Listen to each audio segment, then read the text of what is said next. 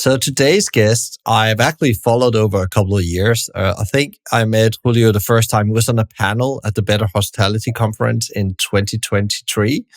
And then I noticed at that conference, he's wrote a book. I bought that book because I got quite interested in how he see the world, and very much like us here in the podcast, we really love to see the world in where businesses can be a force for good.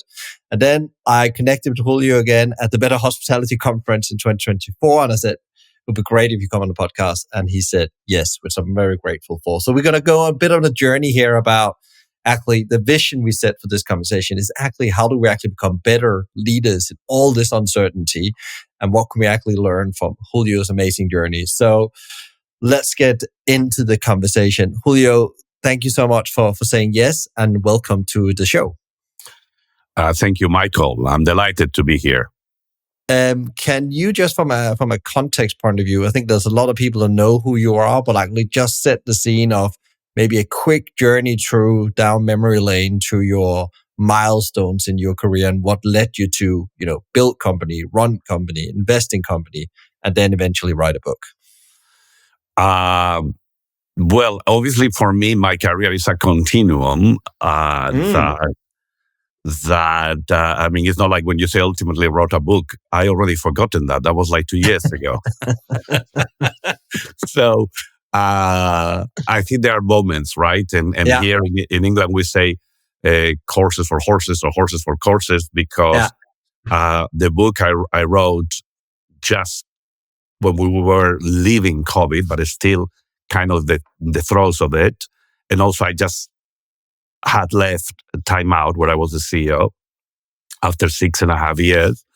So there is, to me, when I look back, if that's what you're asking me, in my career, I see that that boy that wanted to be in the world. I was born in Gijón, in Asturias, in the north of Spain, the green side of Spain. It rains as much as here in London, but it's beautiful. So I was born by the coast in a beautiful town, but it was too small for me. And very early on, I left until eventually in my 20s, I came to London, where my career started, really, my professional career. Until then, I have been doing a lot of things, different companies, studying, and then I decided to study here in the UK, did my master's here, then I continued in New York as well.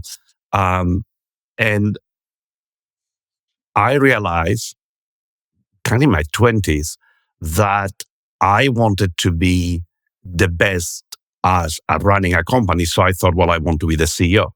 I assume that, if you are the boss, you must be the best.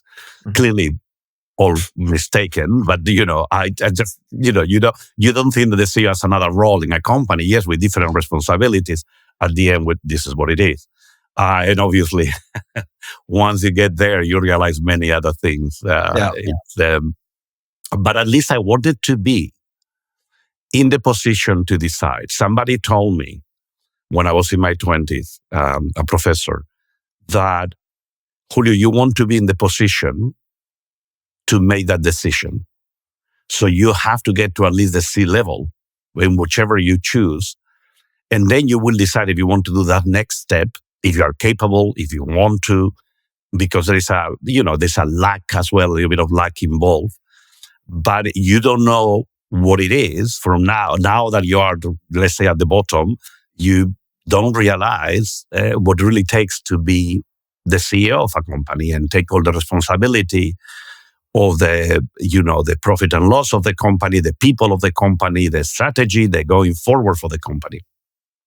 So I said, okay, fine. And how do I get there? And I was of the school that you get there through two main functions, at least in the 90s, that's what it was, right? Sales or finance. So commercial, if you want, or finance. In general, those are two ways to get to CEO, right? And if you look at I started reading a lot of books about it and lots of books about who is who in every company. And I realized that the big majority were from those two functions. So I started working in different companies, And I did myself, giving myself promotions. I call that when, if the company, I'd done what I thought I had done and learned, I wanted to move on. If I couldn't to move on to another job, I would move to another company. So I would give myself a promotion. I would look for another thing. And then I would always use this thing in my head of transferable skills. So I became very, if I may say that, very good at writing my resume, my curriculum vitae. So if I was in customer services and I wanted to go into sales, I will talk more about my, let's say, my contact with people and my relationship building and how I was building this with the warehouse people or with the logistics people and how I would be selling them the idea of this, etc.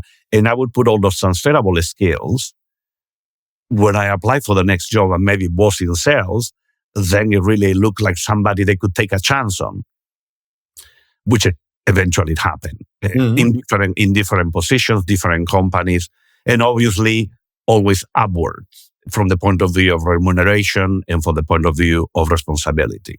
Because at the end of the day, as an ambitious man, I wanted just to do better and grow. And that's what I did. And so when I see that continuum, all the things that I was doing almost was like a puzzle that I was building with mistakes along the way, with little detours along the way. But I was building that puzzle, both from an educational perspective and from a experience. There's a moment that you are hired because of your experience, not because of your studies. So I was also very sure that then I compounded that information about me and about who I was and my results and the achievement. And then I made a strength of me working in different sectors. Because every time I go to a new sector, it was like, well, I don't know what I don't know, which means I'm going to be asking a lot of questions, which means I'm going to be using creativity in whichever new position I go, new company and new sector, because I change sectors, I change countries, I change companies, and I made that part of who I was. And that didn't happen at the beginning just because I masterminded it. No, I realized with time that could be my differentiator rather than the typical career of I go into consulting and I do 4 years of consulting or 2 years, and then I go into finance and then I didn't want that. I mean, that predestined kind of way of working, which I know it works for the majority of people, to me, it felt like boring. I wasn't, as my book says, I needed passion. Yeah. So that to me, I did my own thing, which maybe came from my father probably because he was a Renaissance man and he always told me, to learn about everything and to be curious about everything. And that's my career. And then I went from travel for consumer goods, Diageo, Energizer. Then I went to Regis, and then I went, and each one a different position, a different department, from customer services to sales to business development to sales again. Then I went to Travelport in technology, Galileo, WorldSpan, all these companies within the Travelport umbrella. And then, that took me into TripAdvisor and then finally into Time Out. And now where I am, which is, I went analog. Now I'm in the entertainment and leisure business with, Leo, with Mercato Metropolitano, and of course with my company, Bébeme. Yes, that's some very, very lovely wine, I can say to the audience out there. That's a whole podcast conversation. I wanted to grab a bit because you said something really interesting, that thing about compounding. And many people don't think about their career. They think of very linear like steps they're taking. But compound is about these transferable skills, which I found very interesting in the book. And actually, you see some of the companies now are really looking for people with transferable skills. That's really the key thing to think about. Also, that's where you can prepare yourself for whatever comes when you have these universal skills and you compound them. It could be leading yourself, leading others, or leading the companies. We'll come back to that. But what is really the purpose of your journey? What is like really the change you're trying to put in the world? Because everybody goes out, eats their journey. It can be self-motivated, but also be that I really want to make a dent in the world. Well, first I started with a more prosaic purpose. And the prosaic purpose was to, be successful, meaning having economic independence. I left home at 17. So probably for me certainly was to have that independence. So they call it prosaic, but I think that's the basic one, right? If you want to have a family or create, live in a nice house and travel the world, etc., you need money. And so that was my first thing, the purpose. And then as it happens in life, as you get older and you learn more about yourselves and more about the world you're in, then you start evolving as well your own, the other sides, not just your ambition side, not just your prosaic, if you want, day-to-day side, which is where I decided that I was going to pay special attention on managing people and improving, quality at work and improving the life of people around me as much as I could, and to do it in a way that it was honest and with integrity. Perhaps because I had seen in some cases when this wasn't the case, and I didn't want to be associated with that. So I wanted to be sure that work to me was part of, and it is part of my life. So if you are working and it's part of your life, you want to be as happy as you can be. And you're not going to be happy if people around you are unhappy, or if you are being may I use the word asshole, in the workplace. Clearly you are not doing the best. And there's a lot of people that think that work is a place where they go and, I don't know how they behave. And to me, you're in the main, we all make mistakes, and I made my share of mistakes.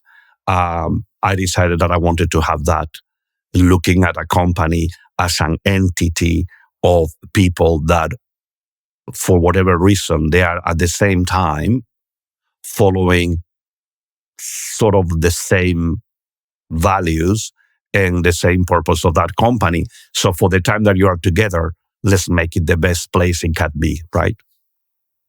And that's really interesting, where I think it goes from that yourself and the businesses you're involved in now also has a huge impact on communities, the planet, kids, and so on. Mercato is a really good example. Yep. BBME, the quality of the wine, the giving back to the soil. It seems like you've gone through that transition using your superpower you learned through your career to really make a positive dent on the world. Yes, I mean, the example of Mercato Metropolitano that you put, where I'm chairman and investor of the company, I have, clearly I was attracted to it because of what is called now ESG, but to me was like the care of the planet, the care of the people. When Andrea Rasca, the founder, talked to me the first time about, nutrition, and I saw what they were doing for people in the summer, running these camps to teach them to cook. But really what was happening is that we are giving them food in the summer because some of them cannot have it after school. And there is poverty still in London, I'm afraid. Yeah. And I realized that you could still do all those things running a company and be aware of your surroundings, help, in this case, the planet, with the values of Mercato, of organic, kilometer zero, of community. And I love that. And BBME is part of that. BBME, we import exclusive. I'm a wine merchant, and we import exclusive wines to the UK, which are organic or biodynamic or biological, which means are better to the environment and much better to people, and still of an incredible quality. And so you can do the business, but thinking about other things. Like maybe 20 years ago, maybe I would have done this business just thinking, well, import wine, any wine, whatever, and then as long as it's good, taste, etc. You would never. I probably wouldn't have thought about, how about the sulfite content? How about their methods of production? And how do they treat the people at work in that vineyard? I probably 20 or 30 years ago, I wouldn't have thought about that. And now is actually the core of the company, right? In the same way as Mercato. We check everything for every chef or every producer or every bar. What is the products that we have and how do we treat them and where do we buy them? And everything is controlled. So clearly you have gone from something that maybe was an afterthought 20 or 30 years ago to being the core value of a company. And in the case both of Mercato and BBM, that's exactly what it is. And I'm very proud of that. And that's to your question earlier about the evolution, right? Once you get into this kind of company, then what you want to is obviously do better things for the community, better things for everybody, and make a business out of it. Because the important thing, we are not a charity. We do this and it still is a business. But we are happy to leave money on the table for the planet and for the people. Yeah. I love the example you got of Mercato, where you actually check up on the the traders and the quality of their ingredients. I've never seen that anywhere else, where you actually go and do audits. Yeah. Do they actually have the flour they say they have? Do they have the oil they say they have? Yeah. And I think that's and if not, we find them, and then if they persist, we let them go. Yeah. Yeah, and that's again living by values, as you talked about, and actually leaving money on the table. Which is sometimes demand living by your values. Listen, it's not easy telling an investor that could be the case unless you prove that that's part of your ethos and that's part of the value added of your company, and that money that you leave on the table is, in a way, if I may be on business terms, is like your marketing and PR budget, or is your advertising budget, but doing good. Yeah, I love it to see it that way. Actually, it's actually part of the marketing expense, actually, and it's not like something we lose. It's actually we made a conscious choice that people would notice, that therefore it will elevate, and actually people will talk more about us. And then you wrote the book, as you said, and you almost forgot you wrote a book. And it's quite an endeavor to write a book. I haven't done it yet, but I can see. I started the process. I can see that's quite. And was that because you made the transition from CEO time out and then had to write a new chapter? What was the reason to write a book and try to help other leaders in the world? Again, at the beginning, let me repeat the word, it was more prosaic than that.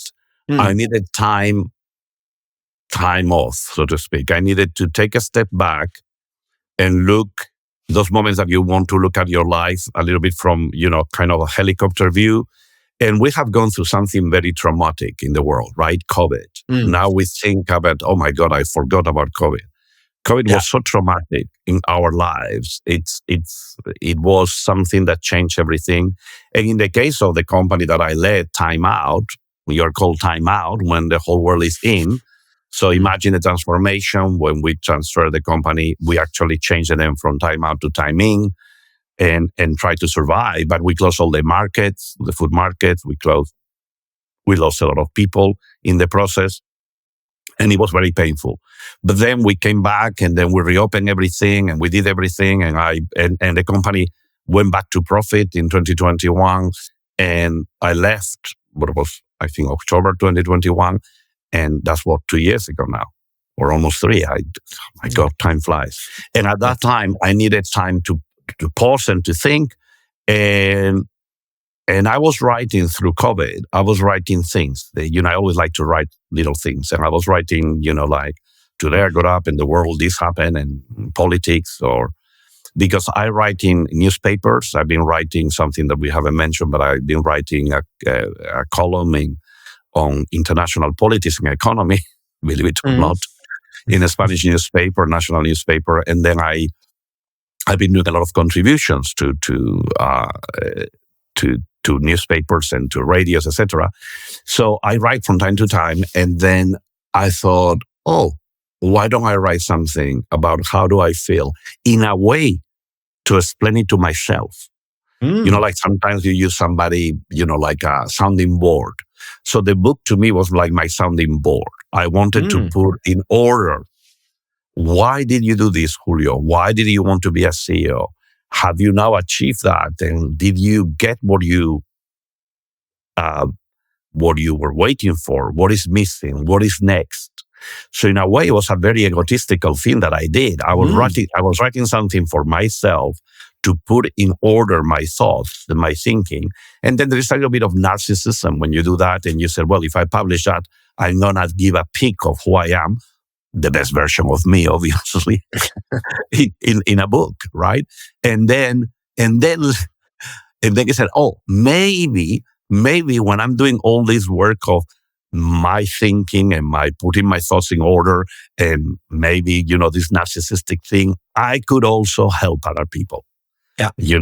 So, and then it came that purpose at the end, I have to say, of, well, let me then put in some format that some of my experiences, because there are very few, but some of them could make sense to somebody else, to inspire somebody else by using my life. But they say that the first book is always autobiographical. Clearly, mine is like all business books are autobiographical, or most of them, unless they are, somebody from academia who is writing about something and in the business. But normally, business books are almost like self-help books.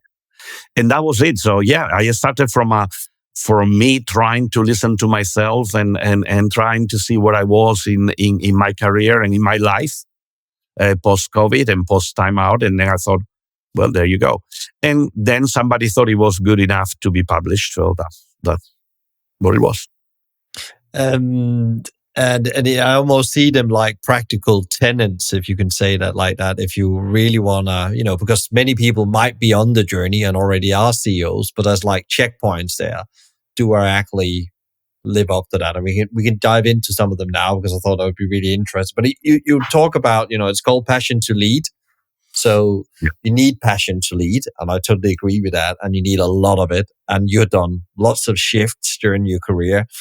And I was thinking when I was reading the book, how do you actually, have enough passion, but not so much of it actually compromised that you need to run a profitable business, as you talked about before? Because I guess there is a balance that needs to be counterbalanced there to navigate through it. Yes. And I guess everybody will have their own method of doing something in life. To me, it was very clear early on that my passion will drive my life. A passion for everything in life, for living life. And that work to me was always and is today an extension of my life. I don't look at a Sunday or a Saturday like a day where I'm resting. I may be resting, but I'm still answering emails, thinking about the next day, sending information, reading papers for work. And I do it whenever time I have. And sometimes could be at 1 a.m. and sometimes could be at 7 a.m. It doesn't matter, even if it's because once work becomes part of your life, then it's not work anymore, right? And if you live it with passion, which means, with love, then that's okay. And because you're passionate about something, if you have also acquired or have the skills to make sure that that's run correctly, that is the trick, right? Okay, I have all that passion, but I have the framework to make sure that that passion is addressed in the right places, that you still have to do your daily routine, you still have to do your jobs and your meetings and take decisions. But obviously, decision making when you are in your 30s to where you're in your 50s is very different, because you have much more experience and you can act much faster. And at the end of the day, you are paid as the CEO of a company to make decisions and to then take the company with you. If you don't, then you are not a good CEO. You are just somebody giving ideas, and that's okay. You could be a consultant, which is okay too. But what I mean is that passion, and sometimes passion could be mistaken or misconstrued of what it is. Passion at the end is, if I read somewhere that if somebody important and intelligent says something like, if you do something you don't love, you could be technical. You could have the technical ability to do it and you will do your job, but it will be mediocre. you will not be brilliant. To be brilliant, you have to love it. You have to really be happy doing that job, because then you can give all that extra energy, which I call passion. Somebody else will call it something else, but I call passion, that will make you excel in that job. Because if you don't like it, if you go to work and you're like, oh my God, another day, what am I going to do today? No matter how clever you are, how disciplined you are, you will do the job. But without passion, you will not be that. That extra mile would not be there. And it takes a lot of, energy, commitment, passion for life to drive your life like that. I'm not saying that's the only way, not at all. Probably the majority of people don't live that way. But that's my way. That's the way I've done it. I still do it. And it has worked for me, to the point that sometimes even my own boards would say something like, Julio, but it's great what you're telling us, and it's great the results, but we're worried that maybe you're doing so many details, and we want to be sure that you're doing the strategy here or whatever. And I look at them and I listen, and I said, yeah, no, I can see your point. The problem is that you haven't had somebody like me before, that I can do that and that and that, because that's how I do things. It's not that I'm going to be the worry of a board that you're going to be burned out because you're looking at every detail, or you are aware of every detail more than being doing every detail. And I said, you see, that's my passion. When I run a business, I want to be sure that all aspects of that business are working, from personnel to strategy to marketing to finance to sales. And that is because of that passion, to make sure that things are done right and in the right way with the right purpose. That takes a lot of commitment. But when you like it, when you love it, when you have passion for it, it's not work, it's life. I think it's really interesting. I made a note of what you said there, because I think lots of leaders end up in job they cannot never excel at, because technically they can do the job and they're doing the job, but they don't really love it, and they can't figure out how to move on. They get almost stuck in that seat. I think, everybody has been there. I've been there myself, where you think, I need to stay here to take the next step. And you said, I just promoted myself. I love that positive, way of looking at it. I just promote myself to do something else. And at some point in your life, you get to that point. Okay, if it doesn't work, I need to promote myself. But I think you talked about something very interesting there, is also not seeing the week. And I think most CEOs, founders don't see the week between 9 to 5, Monday to Friday. But that actually gives you freedom. It actually releases you a bit. You don't have to think about a work week like that, a work month like that, because then it becomes stressful if you have to finish, because the world changes all the time. You talk a lot about your journey as a CEO in the book. And can you remember, because you mentioned timeout, you were in a very difficult situation. Was there any of these, principles in your book, or tenets, we call them that, you really could see came into play under pressure? Because it's really under pressure that we see these, life learnings comes to the surface. I think all of them, the book is a very, maybe not great attempt of me trying to put it down in writing, something that you have inside, right? Yeah. Trying to make it, to explain it to somebody else. To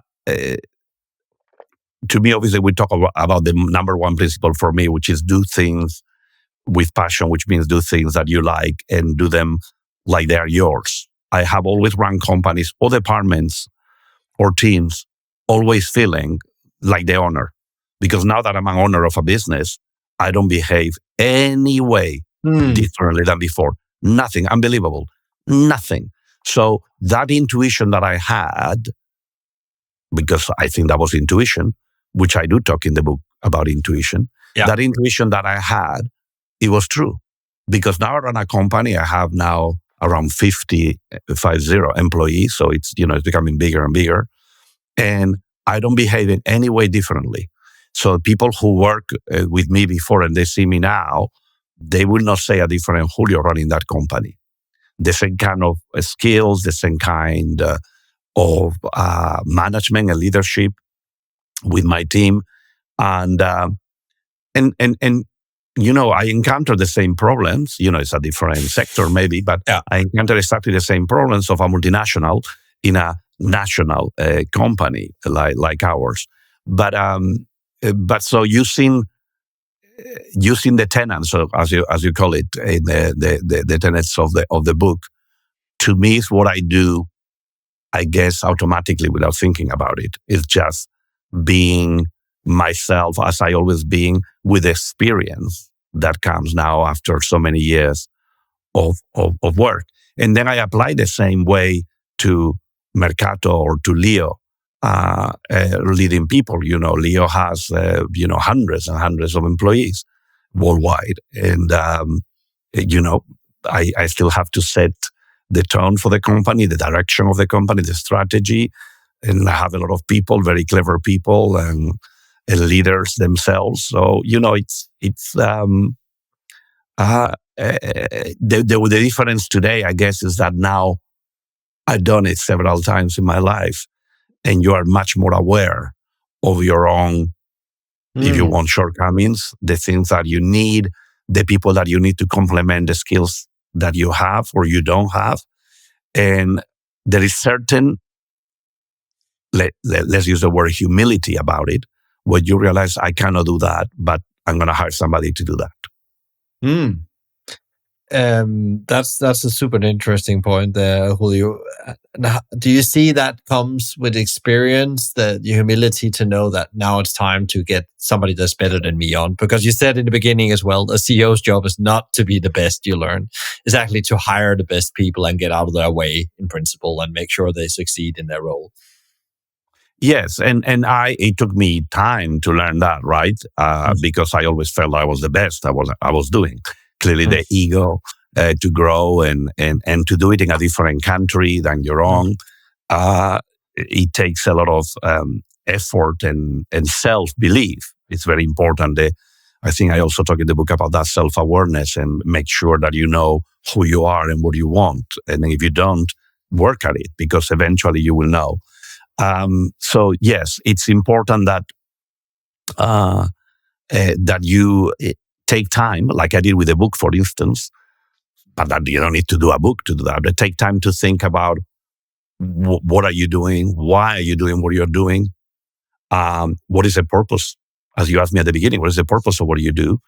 Because if you don't have purpose, you're lost. If you don't have values in a company, you don't feel close to that company. If you don't create culture, then work becomes a chore. And so those are things that you learn, and then they become something automatic. But to create those automatisms in life, and of course in work, is not easy. And today, with all the changes that we have had post-COVID, people working remotely, etc., it's even more complicated. So there are new challenges for leaders today that maybe we didn't have 5 years ago.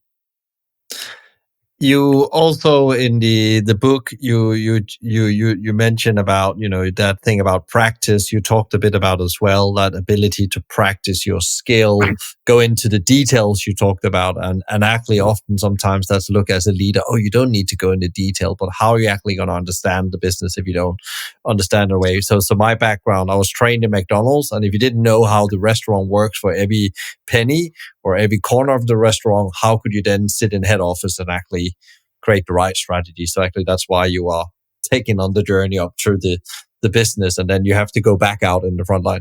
Do you think often that's forgotten in leadership, that ability to train in the details and be hungry for the detail, understand the details, and then go back up in the elevator and use that detail to create a better strategy?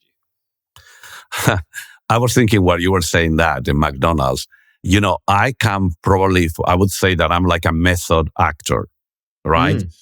I get into the role.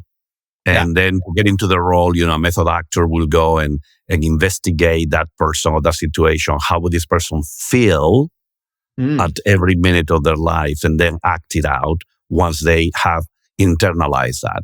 To me, in a way, it's like method acting. Yeah, I've been acting myself, the roles that I've been doing, because I researched them, I studied for them, I became proficient at them. And so there is a little bit of method acting.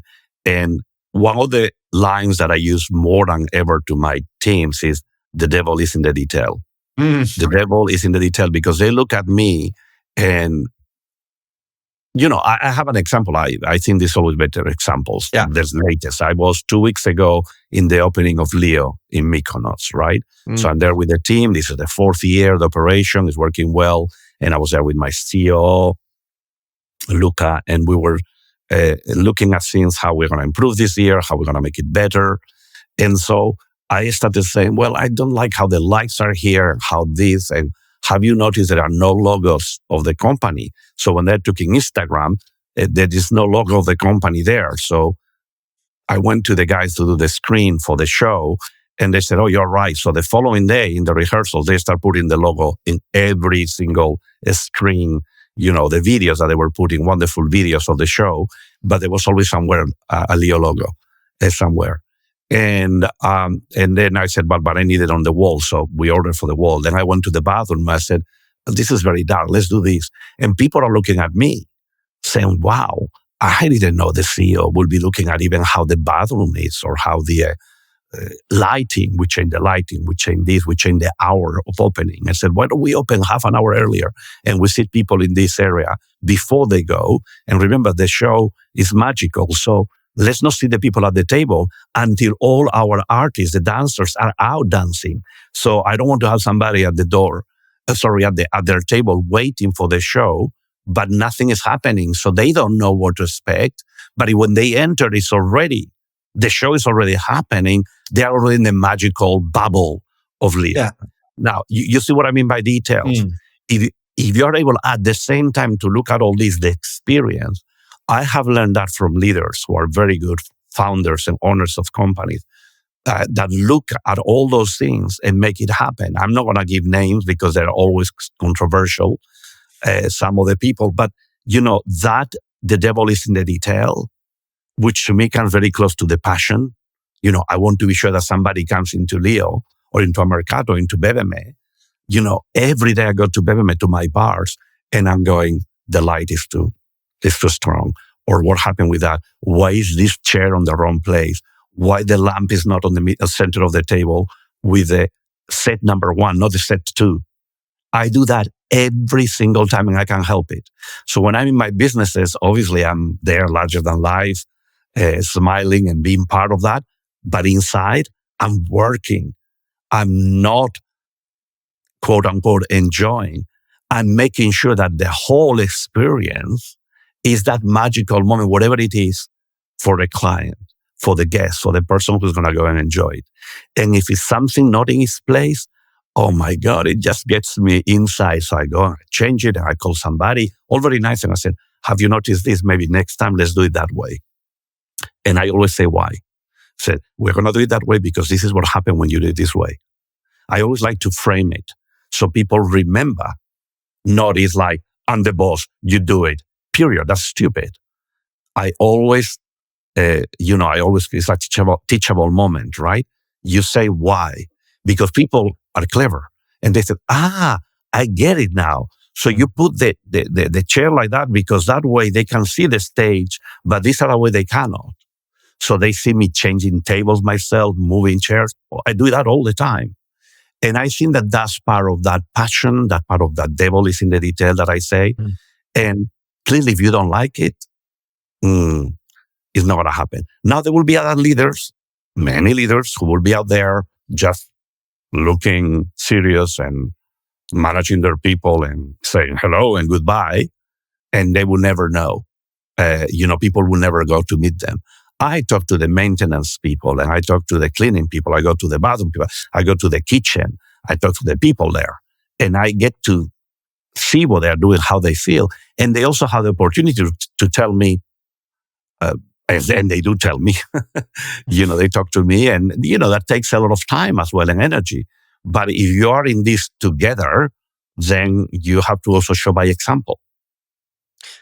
And it's really interesting. You also mentioned there again, you come back to the owner's mindset. So when you go and do that, it's like the owner's mindset. Danny Murray, he calls it setting the tables. That's your job. Like it's the boring thing every day. Set the salt and pepper and the menu cards and the flowers back on the table as you want them to be, because you have to create that experience and feeling you really want people to leave the business with.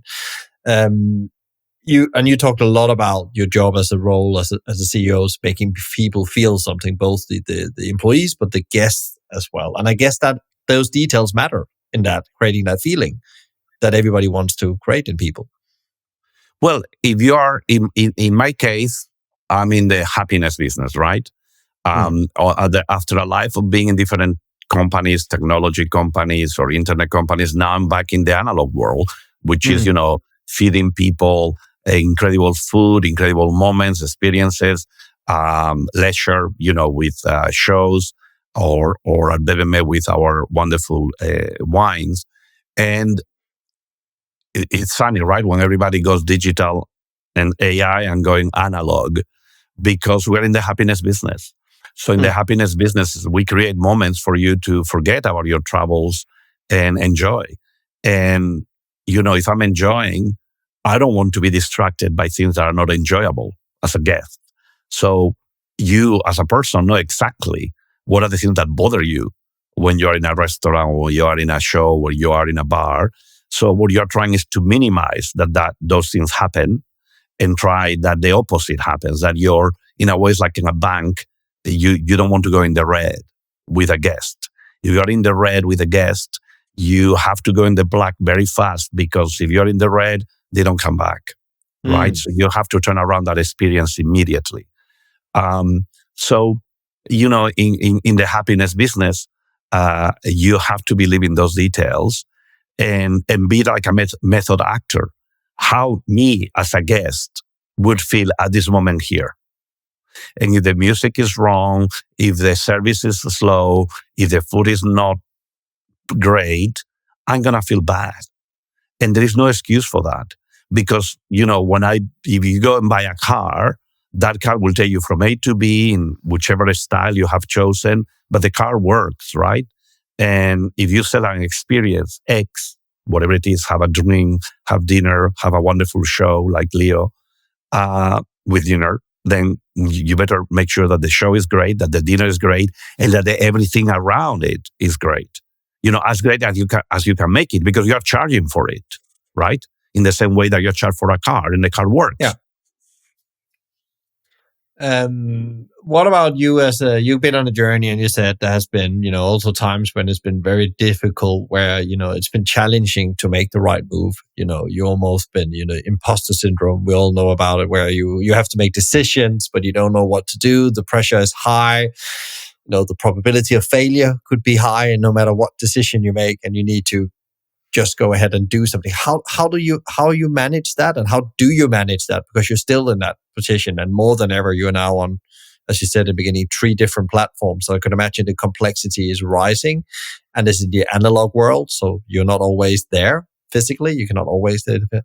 So how are you managing that? You're adapting to failure, accepting it, moving on, and use that as a force. Yeah, I talk in the book about freedom to succeed, which is also freedom to fail, right? Yeah. The worst thing in a company and in life is inaction.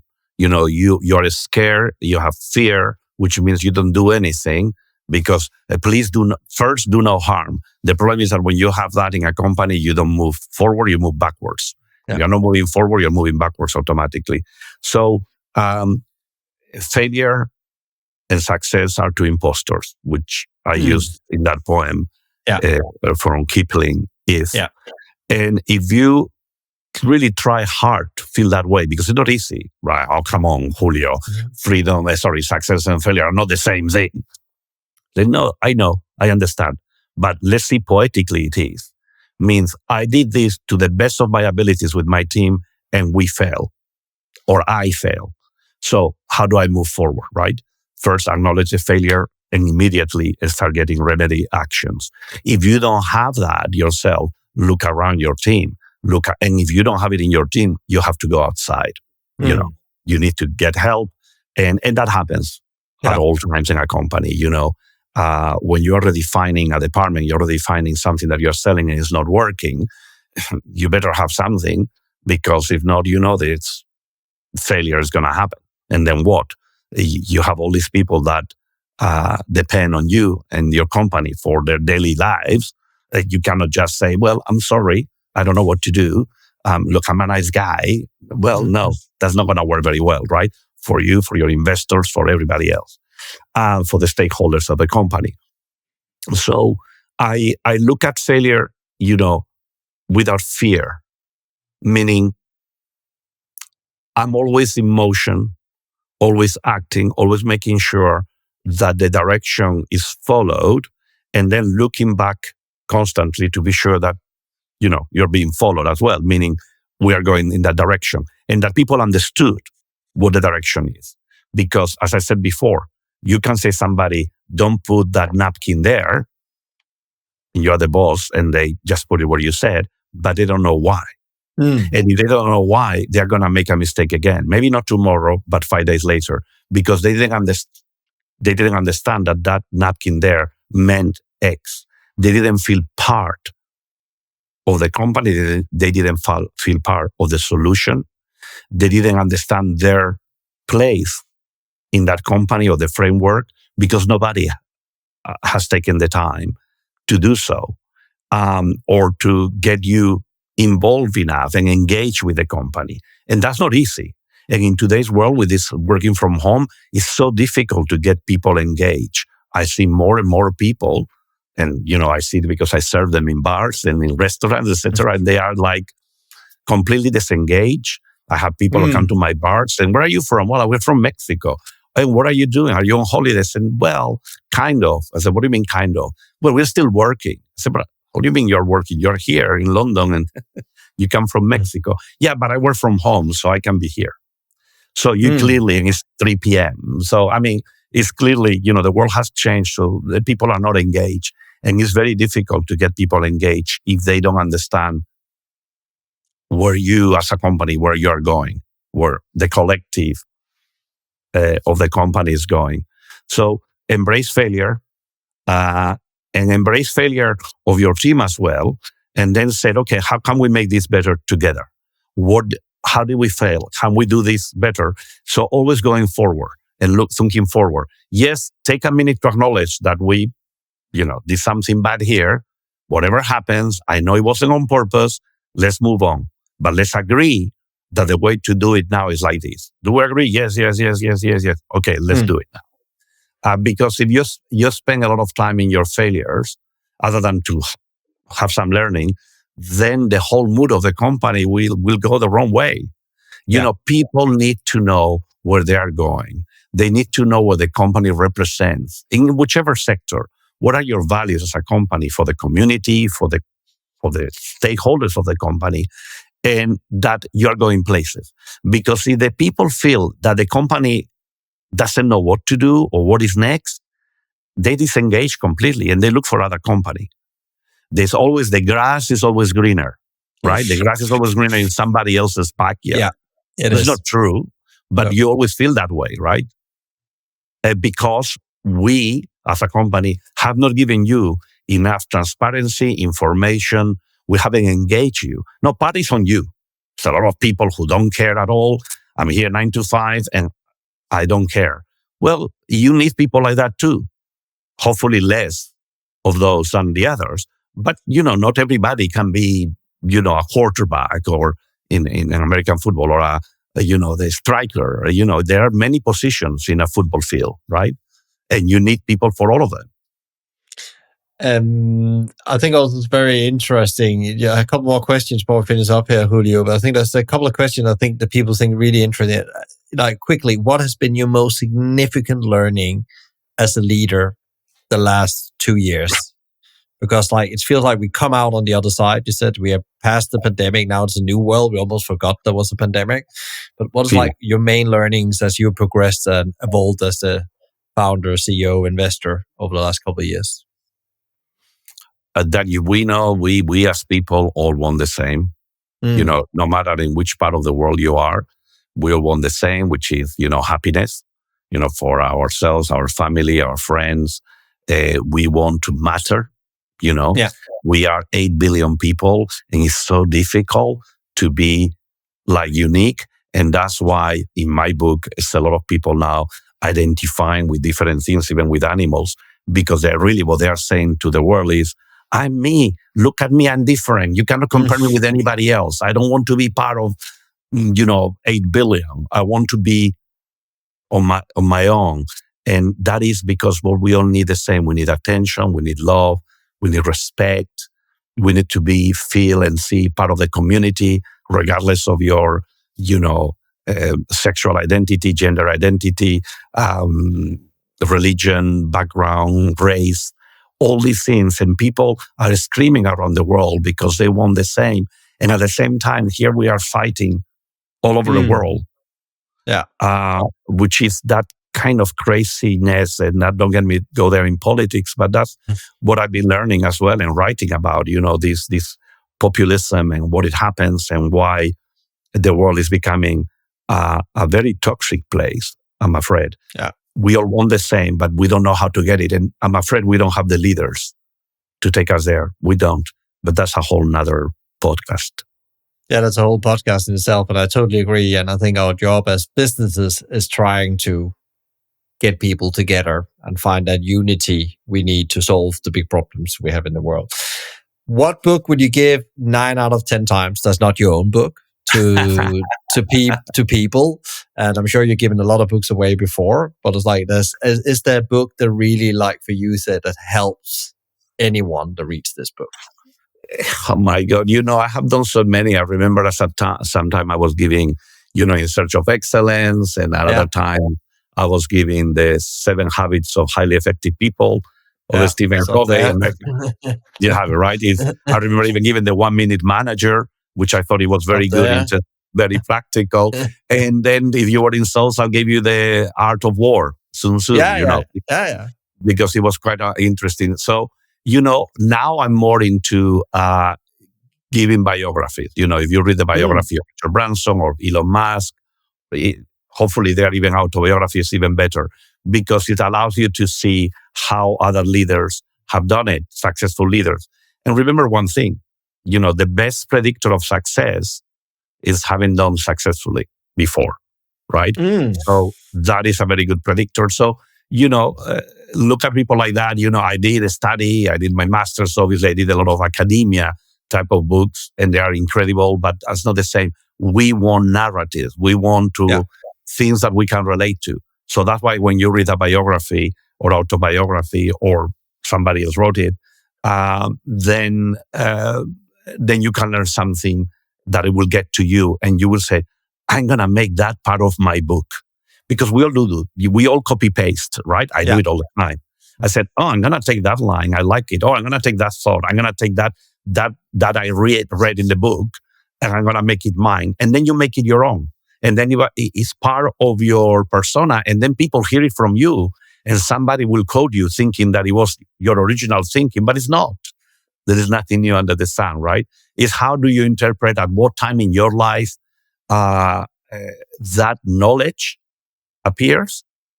So I would say very much depending on the time, your age, your experience level, where you are in life, I would give one book or another. Love that. So there's a book for every phase. I think I'm very similar. When I meet people, I always have a specific book. If they're new managers, it's the 1 Minute Manager. I gave them as well, Ken Blanchard. Yeah, I love that book. Now, where can people, if they thought, okay, there's a lot to take in here, I really want to know more about Julio, the work he does, where's the best place to go if also they want to connect with you in some kind of way? Oh, with me, I'm, I have a website that talks about me, juliobruno.com. If you want to see a little bit more of my professional life, mainly is at Don Julio Bruno in Instagram. I'm there. I put stories and posts mainly of what I am. It makes it look very glamorous because, I'm in Ibiza, or Penilly, or in Mallorca, or in Mykonos, or in London.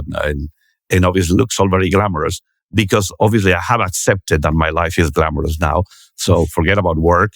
I I sell the life that I'm always somewhere in a wonderful island, in a Leo or in Mercato, having wonderful food, or Soleado, my restaurant, or in BBM, my bars. But that's a way you can see a little bit of my professional, which you will realize that professional life and private life to me are one and the same. So there is that mixture there. So if you want to see that, that would be where you will find me.